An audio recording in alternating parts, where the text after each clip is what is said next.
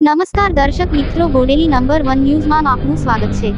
Chhota Udepur Bodeli road પર દિશા સૂચક board લગાવવામાં આવતા વાહન ચાલકોને રાહત થઈ।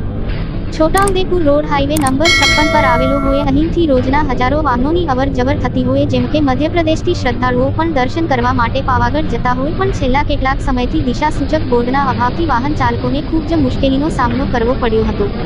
ત્યારે બોડેલી રોડ પર હાઈવે ઉપર બે લોખંડના મોટા થાંભલા લગાવી અને ઉપરથી દિશા સૂચક બોર્ડ મારતા વાહન ચાલકોને રાહત જોવા મળી રહી છે। રાત્રિના સમયે પણ સાઇન બોર્ડ હોય તો એટલે દૂરથી વાહન ચાલકોને ક્યાંને જવું તે ચોક્કસ ખ્યાલ આવી જાય છે।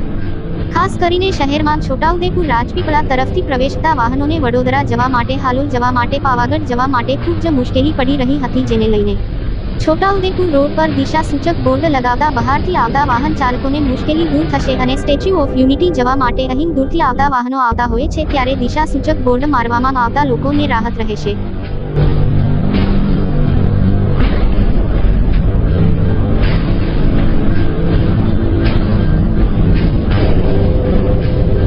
અવનવા રોજબરોજના સમાચાર જોવા માટે જોતા રહો બોડેલી નંબર 1 ન્યૂઝ ચેનલ।